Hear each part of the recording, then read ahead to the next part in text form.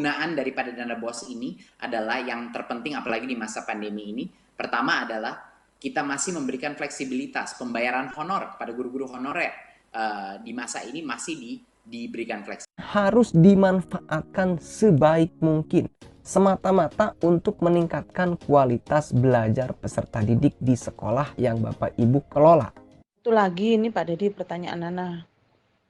Kenapa sih Pak Wahyu itu sebegitu ketakutannya sampai mengundurkan diri dari sekolah BPN? Tapi kenapa juga Pak Wahyu tidak berani menuntut pihak sekolah dan yayasan yang masih mencantumkan namanya di data Dapodik sebagai kepala sekolah?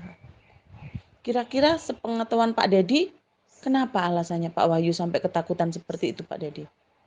Adakah hal-hal yang disembunyikan oleh Pak Wahyu yang berhubungan dengan sekolah, jumlah murid, dan bantuan dana BOS? Salam analisa, salam kehidupan, salam sehat. Sahabat-sahabat Akah, tolong disimak sampai habis. Biar tidak gagal paham, kali ini kita mencoba membahas Wahyu. Wahyu adalah kepala sekolah. Jadi kita mencoba memahami Wahyu mempunyai jabatan kepala sekolah. Sahabat-sahabat Akah. Jadi di sana nanti bisa dilihat sampai habis tanggung jawab kepala sekolah tentang dana BOS dan sebagainya, sahabat-sahabat AK. Ya, sangat miris kita mendengar gaji guru saja dari keterangan saudara Riri tidak dibayar. Kepala sekolahnya berarti Wahyu. Kan begitu, sahabat-sahabat AK. Padahal sahabat-sahabat AK di sana dana BOS itu harus digunakan untuk satuan sekolah. Semata-mata hanya untuk satuan sekolah, bukan untuk kepentingan lain, apalagi kepentingan si itu, kan begitu. Jadi di sini pastilah rasanya kita menduga antara kepala sekolah dengan ketua pengurus yayasan sangkutnya. Tidak mungkin pengurus yayasan Yoris bisa bekerja sendiri, begitu juga Wahyu sebagai kepala sekolah bisa bekerja sendiri. Kita sudah banyak membicarakan ini. Oleh sebab itu, mari kita dengarkan dulu potongan-potongan video ini agar kita memahami duduk masalahnya. Kira-kira kenapa Wahyu takut dan sebagainya. Apakah ada sangkut pautnya dengan kasus Rajapati ini? Ya, kita belum tahu. Mari kita pahami dulu kedudukan Wahyu. Bapak Ibu Kepala Sekolah, di dalam Juknis Pengelolaan Dana BOP dan Dana BOS nomor 2 tahun 2022, pada pasal 2 disebutkan bahwa pengelolaan dana BOP PAUD dan dana BOS dan dana BOP kesetaraan dilakukan berdasarkan prinsip. Yang pertama, fleksibel, yaitu pengelolaan dana dilakukan sesuai dengan kebutuhan satuan pendidikan.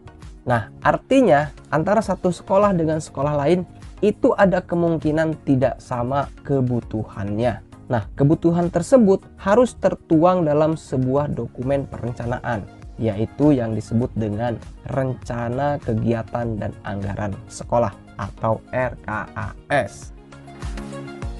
Prinsip yang kedua adalah efektif, yaitu pengelolaan dana diupayakan dapat memberi hasil, pengaruh, dan daya guna untuk mencapai tujuan pendidikan di satuan pendidikan. Nah, jadi sekecil apapun dan sebesar apapun dana yang digunakan itu harus memberikan dampak, ya, harus memberikan pengaruh, harus memberikan buah, harus dapat memberikan hasil dan daya guna semata-mata untuk mencapai tujuan pendidikan di sekolah tersebut. Nah, prinsip yang ketiga, efisien, yaitu pengelolaan dana diupayakan untuk meningkatkan kualitas belajar peserta didik dengan biaya seminimal mungkin dengan hasil yang optimal. Maksudnya adalah dana ini harus dimanfaatkan sebaik mungkin semata-mata untuk meningkatkan kualitas belajar peserta didik di sekolah yang Bapak Ibu kelola. Karena dana BOP atau dana BOS ini terbatas begitu ya. Jadi dalam penggunaannya itu harus diupayakan dana yang dibutuhkan untuk membiayai suatu kegiatan tertentu itu harus seminimal mungkin. Akan tetapi hasilnya itu harus optimal. Jadi seperti itu. Sekolah harus berhemat. Sekolah harus merencanakan sebaik mungkin adalah akuntabel, yaitu pengelolaan dana dapat dipertanggungjawabkan secara keseluruhan berdasarkan pertimbangan yang logis sesuai peraturan perundang-undangan. Nah, jadi pengelolaan dana BOP atau dana BOS yang ada di sekolah Bapak Ibu itu harus dapat dipertanggungjawabkan secara hukum dari semua sisi, dari semua hal, mulai dari perencanaan, realisasi, dan laporan-laporan yang Bapak Ibu susun. Itu harus logis dan harus sesuai dengan peraturan perundang-undangan yang berlaku. Prinsip yang terakhir adalah transparan, yaitu pengelolaan dana dikelola secara terbuka dan mengakomodir aspirasi pemangku kepentingan sesuai dengan kebutuhan satuan pendidikan. Itu lagi ini Pak Dedi pertanyaan Nana. Kenapa sih Pak Wahyu itu sebegitu ketakutannya sampai mengundurkan diri dari sekolah BPN? Tapi kenapa juga Pak Wahyu tidak berani menuntut pihak sekolah dan yayasan yang masih mencantumkan namanya di data Dapodik sebagai kepala sekolah? Kira-kira sepengetahuan Pak Dedi, kenapa alasannya Pak Wahyu sampai ketakutan seperti itu Pak Dedi? Adakah hal-hal yang disembunyikan oleh Pak Wahyu yang berhubungan dengan sekolah, jumlah murid, dan bantuan dana BOS?